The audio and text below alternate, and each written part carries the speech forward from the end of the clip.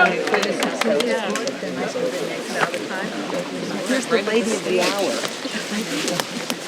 Hi everyone, welcome. My name is Lauren Patterson. I serve as the president and CEO of the New Canaan Community Foundation.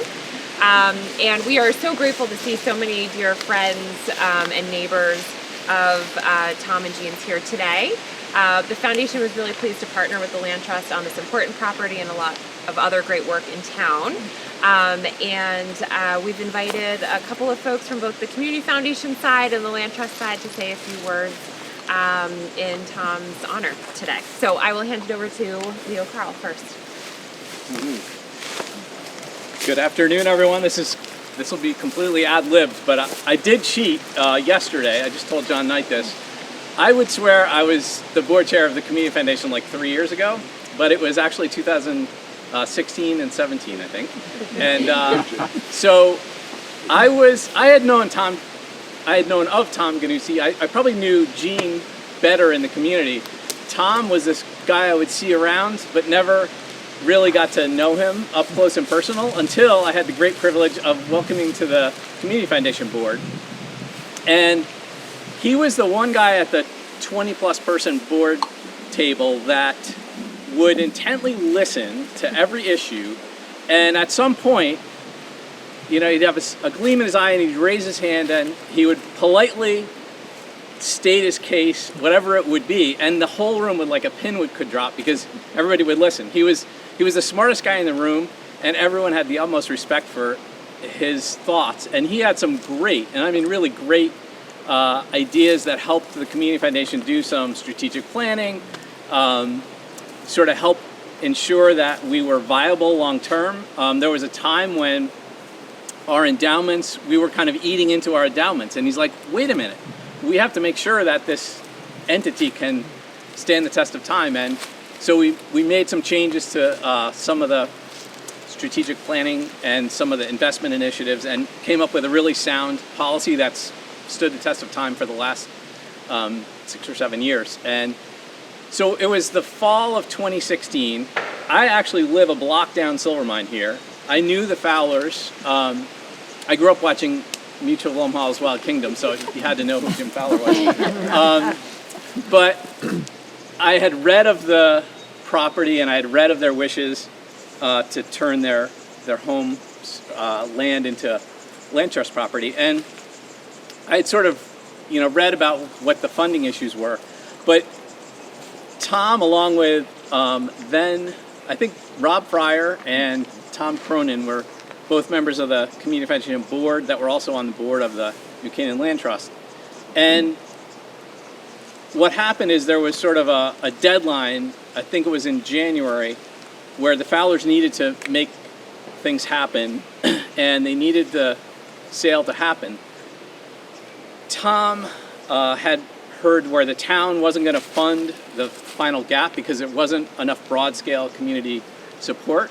And through Rob Fryer and Tom, they suggested we try to do something at the Community Foundation. The problem was that our grant cycle had just closed, grant applications that fall had just closed, and our traditional grant-making decisions happen between January and like March or early April every year. And in the back of my mind, I remember that in reading the history of the foundation, there was this thing called an out-of-cycle grant request. And so we did a quick research, and it was probably like 2 weeks before Christmas, sent out an email, and we got unanimous approval from the board to do a $25,000 grant to fund the purchase. And I think within a couple of weeks of that, the Land Trust was able to prove their case to the town, and the town put in like another $250,000 to get the purchase over the hump. But I really owe that to Tom and his foresight, and I just was privileged having him on our team. So who's that? Rob? You want to come? Yeah. You have more details to add than that. But. Okay, so Leo, he says he ad-libbed that. I prepared some remarks in my head, but most of what I was going to say he already said, so now I'm going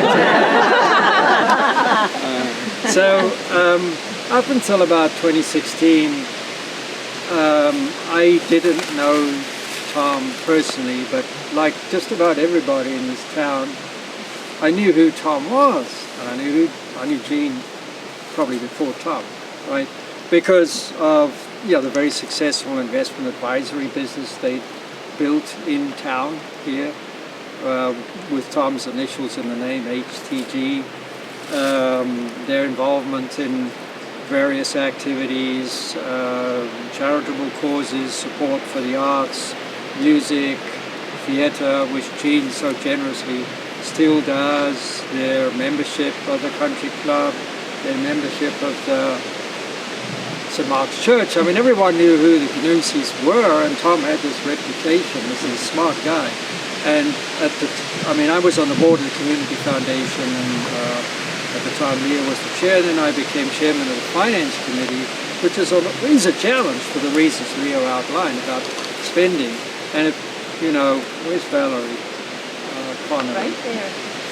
Wait, she left. Oh yes. Correct me if I'm wrong, but investing is as much about investing the money is about drawing it down, right? And how you draw it down, when you draw it down, how much you draw it down, I think, right? Certainly with a community foundation, which isn't going to die, you need it to survive long term, you've got to be, as Leo said, very careful. And I mean, someone then said, how about Tom Gnuse, once a year you replace board members coming out? I thought, no, we got to do this.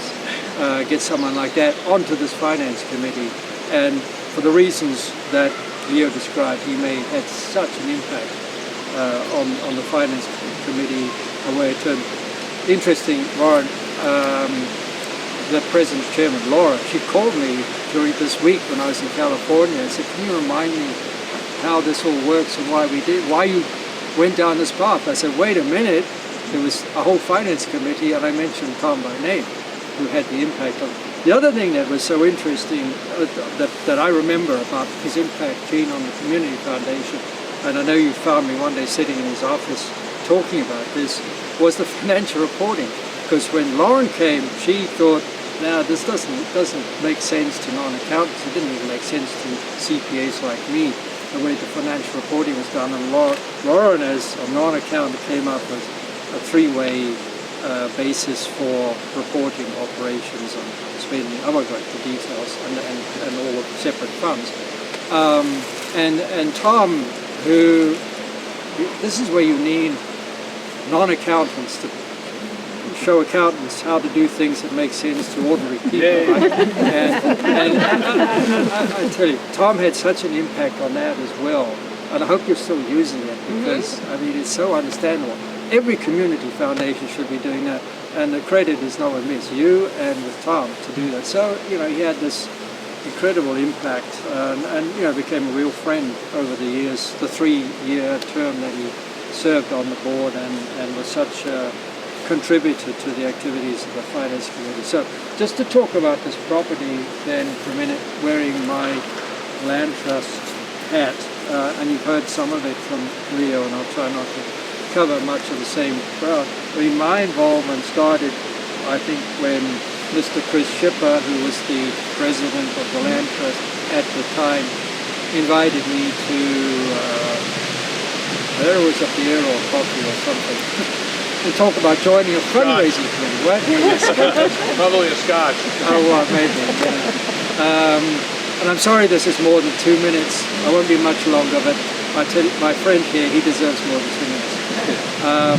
So join a fundraising committee to raise money to buy this property, and Leo's given the history of the Fowlers, and we had an option, first right of refusal, whatever you call it, to buy this property. It had already been extended, right? And we were sort of running out of extension. A fundraising committee that had Art Berry on it, it had Dina Podolsak on it, Chris and myself. I guess we were the main four. We met every week, and it was a struggle. I found talking to people, if you want to give money, ask for people's money for human services and health, but even the arts, people will do things that they want to buy a piece of land for some reason. It was hard. Chris, somewhere along the line, had been introduced to the Trust for Public Land, which some of you may have heard of, And they were, I mean, Chris, I don't think we would have got it done without them Nope. because We need partners. great partners, and they had, I mean, if you get a letter in the mail from the Trust for Public Land, I got one yesterday asking for money. They do amazing work, and I'll tell you more afterwards if you're interested. But the most important thing they had was contacts in Hartford. And Connecticut DEEP, the Department of Energy and Environmental Protection, has money for this kind of thing. And we don't know it, we couldn't have done it, but they knew who to talk to, and they actually got, not getting into the numbers, the state, which has no money, to contribute half the money to buy this property. But that's not half of what you need, because right here where this beautiful meadow is now was a house we had to take away, right? We had to build trails, you have to bring in topsoil before you can put all plantings in, you have to build walkways. So, you know, it was probably 40%, 35-40% of the money. And then as Leo has said, okay, if the state can do it, we go to the then first elector Robert Malozzi and shame him. Well, the town's got to put in money, right? Maybe not as much. And then the likes of these generous people, particularly the people I work with on the committee, who generously put in their own funds. So Chris, and I remember this, talked to the CFO of the town and said, does the town have any money? Yeah, the town actually does have the money, but you know, I can't write the checks. The politicians have to decide how it gets spent, right? But the money was there, so it was then taken to the politicians, the Board of Selectmen and the town council. I think Kevin was on the council at the time. Thank you for a vote. I'm talking to Tom all the time about this, and he said, well, there's a public meeting at Town Hall, and he went there. He said, I'm going to go there and listen to it. And then, as Leo said, their concern was community support. The community's got to be invested in this thing, otherwise the town is not going to do it, because these people, some of whom are here, they're politicians. They've got to get re-elected, and if they do something that doesn't have community support, they don't get re-elected, right? So that was the issue. And Tom came back and he said, the best way to do this is through the community foundation, because it, you know, so much of the town is invested. I mean, how many households are in the community foundation? In one way, as donor advice funds, donors, whatever, 2,000. 2,000. So there's the community support. So Tom says, we got to get the community foundation, and just a little bit, you talked about this, but my conversation with Tom, he phones me up and says, we got to get the community foundation to put in a really decent-sized donation to get us towards the goal and get the town on site. I said, we can't do that. You know, we have to do it once a year, we're out of cycle and all this stuff. And he said to me, yeah, you can't just, you know, look at the rule book. You need to talk to the chairman, Mr. Leo Carl. So let me give Leo some time to think about it. So I actually wrote you an email giving all the background. And about an hour later, Leo phones me and he says, we got to do this. How about 25,000? We got those votes in 24 hours. Remember, we emailed everybody within a day. We had it done. And you know, I mean, Tom wouldn't take no for an answer. I mean, he said, we got to do, because I said we can't do it. I'm the treasurer. We can't do it. He said, you've got to do it.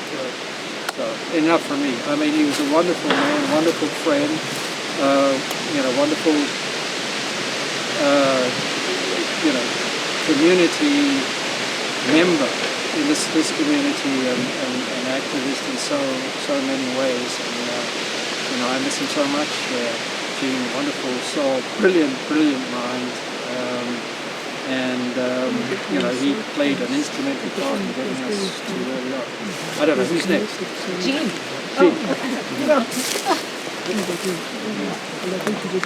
I just want to say I'm just overwhelmed by so many people being here, and I just appreciate it so much. And I thank the Land Trust and the Foundation very much, because Tom did have a wonderful life with very interesting things starting, you know, with making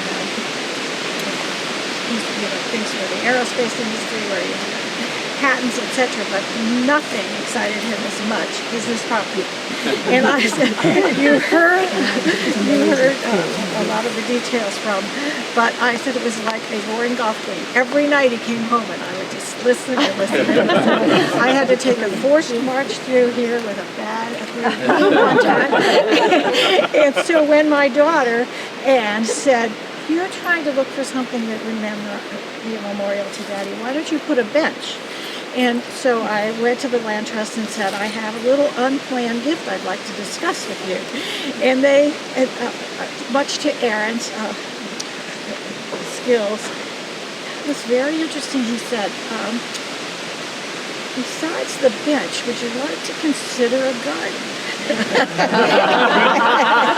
I'll get you a plan and we'll have a walk over there. It's been the most phenomenal, wonderful, natural feeling thing for me. And I know that I'm going to take as much joy out of this project as Tom did getting it together.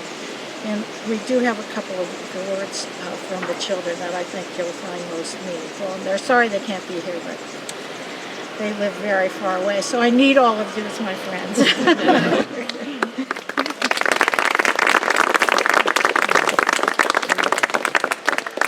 So I've got the words from Tom and Jean's kids, but I do want to start just sharing. There was a sentence from one of Tom's good friends that I think summarized Tom and said that he personified all that is good about New Canaan: family, integrity, service, and friendship. I think that was spot on. So first words from their daughter Karen. I wish I was there today to dedicate the bench to my father. A bench in nature is a fitting way to memorialize my father. I imagine the bench representing many aspects of his character. It is strong and supportive and will allow anyone to rest when needed. It is in nature and will allow one to step away from the business of life and enjoy the birds and the trees. It will allow multiple people to congregate, share their thoughts, receive advice. It will be available to all who seek its support. I look forward to the day I can visit the bench to sit and experience the beautiful spot where it's located. Also from his daughter Anne, if Dad is watching over this unveiling today, I know that he must be smiling. He always believed that good fortune carries with it the obligation to find ways to be of service to the world. He found it particularly rewarding to be able to lend his energy and experience to endeavors which set aside land for public use, so anyone would have the ability to come and find peace by being in contact with nature. A welcoming bench to draw people into this natural space and give them quiet support if they are in need of it could not be more fitting. I so look forward to coming myself to see it in person sometime soon. And then finally from their son John. I can't think of a more appropriate way to pay tribute to Dad. While Dad never liked being the center of attention, this bench embodies three of his great loves. He loved nature, he loved giving back, and he loved New Canaan. Dad was born in a small town in North Carolina, population 2,000, nestled in the Smoky Mountains. As a boy, he hiked the Appalachian Trail and did scouting. He loved to hike and tour the countryside. He was always at one with nature. Dad was energized by opportunities to give back to the community. He served on the board of the United Way and the New Canaan Community Foundation and Staying Put. He loved to volunteer persistently. When we would call home to say hi on weekends, Mom would often say, Dad's not here, he's out selling Christmas trees at Kiwanis Park for a fundraiser. Finally, he loved New Canaan, his home for over 35 years. He and Mom talked for years about moving back to North Carolina after they retired and even bought a retirement property there, but never got comfortable with the prospect of leaving New Canaan or retiring for that matter. New Canaan was their home where they had developed many deep friendships. He continued to invest in the community and find ways to make New Canaan a better place. Giving back through the Land Trust is a fitting way to honor his legacy, and we thank the Land Trust for this honor in his memory.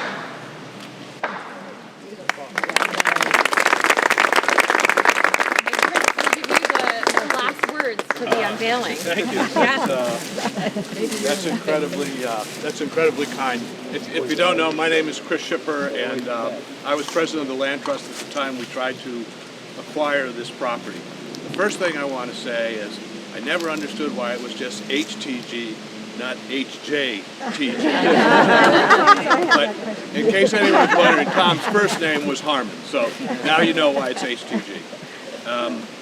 I think the story of what Tom and Rob were able to put together with Leo, and I think it was Lauren, you had just come on board almost at that time, and to quickly turn around and prove that there's community support for open space it was instrumental, because we had been rejected by the Board of Finance, who said that even though you're going to get, even though you're going to get almost 80%, 75% from these other sources, we're not sure we want to put our money into this. And by that gift of the Community Foundation, through inspired leadership or persistence, we got the funding and we were able to turn the town around. And I think even Tom would be excited by the fact that the $25,000 leveraged up to $267,000. That's the kind of return on investment I think he would like. I want to say just one other point, and we're here at a property that Jim Fowler was at. I've been fortunate to have been in New Canaan now for 20 years, and I've had several good mentors. I knew Bill Sessions, who some of you might remember, as a wonderful, wonderful man and a wonderful devotee of open spaces, he and his wife. I knew Harlan and Lois Anderson, who cared deeply about open space. And I got to know Jim Fowler, who would say things like, we have to make sure that the land and families and children are conjoined, not separate, that they appreciate where we live. And I say this on behalf of Tom Cronin, who was on the board at the time, and he said, your husband was a true mentor to him. So I realize we lose mentors as we go along. So it's sort of, I realize, well, then I guess we have to become mentors, right? We have to fill those slots. As we age out of the high energy, we're no longer splitting wood, but we can tell you how you do it. So I want to say thank you. I love the thought of a bench. I think that Tom would be happy. He's in great company with another Southern boy, Jim Fowler, who would sit here and sit at the pond. And so I thank you for your support. I thank your family for what they've done. And I love it that an engineer and an MBA still loves nature. That's a good sign. Thank you all. Thank you all.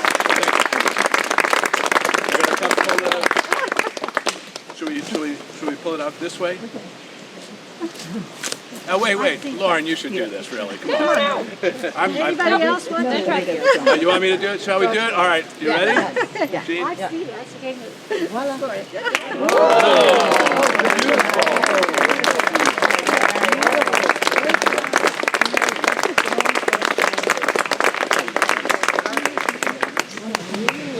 can meet and have a couple of Tom's favorite refreshments for mid-afternoon, okay? All right. Smart popcorn. Yes, it wasn't a proper house, we didn't have salsa and chips. Oh, this is ours? How great is that? This is an old sidebar. Is this Susan Bergen. Actually, Aaron. Oh, yeah, I know that. Yes, thank you for doing that. And you just flew in? That looks like a fun embarrassment. Look how many nice to see you. Most of the